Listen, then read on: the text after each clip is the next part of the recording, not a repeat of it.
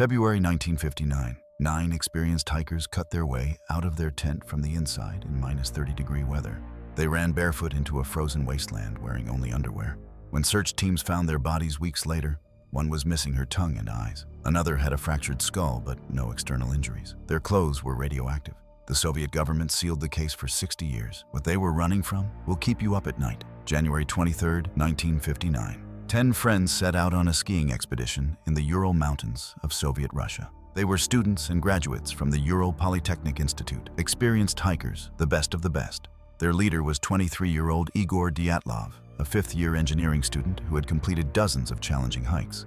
The plan was simple: reach Otorten Mountain, a journey considered Category 3 difficulty, the most challenging classification. They expected to be gone about 2 weeks. One member, Yuri Yudin, turned back early due to health issues. He said goodbye to his 9 friends on January 28th. He would be the only one to survive. Years later, he said he envied the dead, because what happened to them was so horrific, so unexplainable, that living with the mystery was worse than death itself. February 1st, 1959. The group reached the east shoulder of Kholat Shako Mountain, a name that translates from the local Mansi language to Dead Mountain. They should have gone lower, into the forest for shelter, but for some reason, they decided to set up camp on the exposed mountain slope. That night, something happened. Something so terrifying that it caused 9 experienced hikers to cut through their tent from the inside, using knives, and literally run for their lives into the frozen darkness. No time to grab boots, no time for coats, just pure, absolute panic.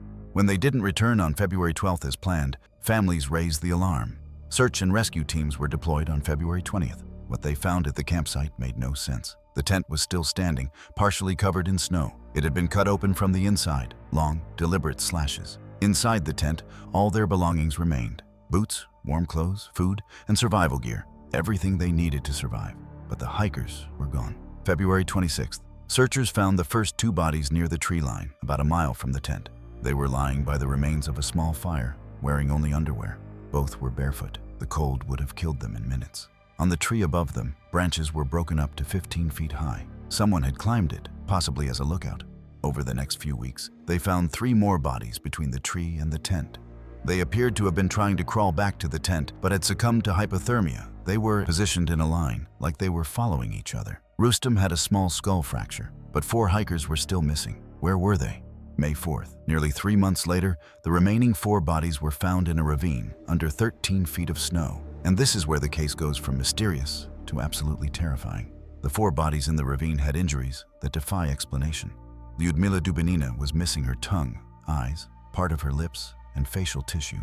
Her chest was completely crushed, ribs fractured on both sides. The medical examiner stated the force required would be comparable to a high-speed car crash. Nikolai Thibault Brignol had a massive skull fracture that had killed him almost instantly. Alexander Zolotaryov had severe chest trauma with 5 broken ribs. These weren't injuries from a fall. They weren't from an animal attack. They weren't from fighting each other. The autopsy report stated, damage equivalent to the force of a car crash, but with no external wounds or soft tissue damage.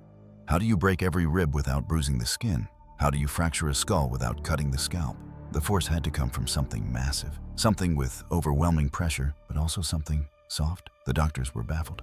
And then there were the strange details. Some of their clothes were highly radioactive, not from the environment, specifically their clothes. One victim's clothing was found to have radiation levels far exceeding normal. Several bodies had a strange orange tan to their skin. Their hair had turned partially gray. And most disturbing, Lyudmila's clothes weren't hers. She was wearing pieces cut from the dead bodies of her friends. The Soviet government launched an investigation. The lead investigator, Lev Ivanov, examined every detail. But then, suddenly, the case was closed in May 1959.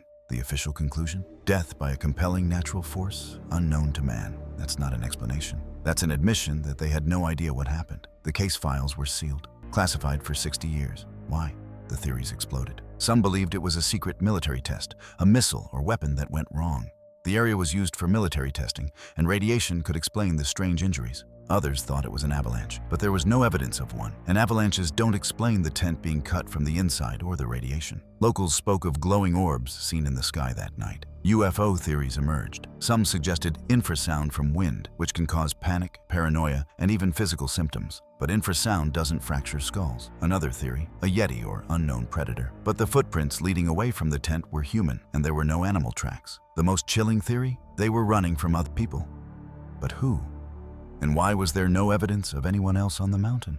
In 2019, exactly 60 years later, Russia reopened the case.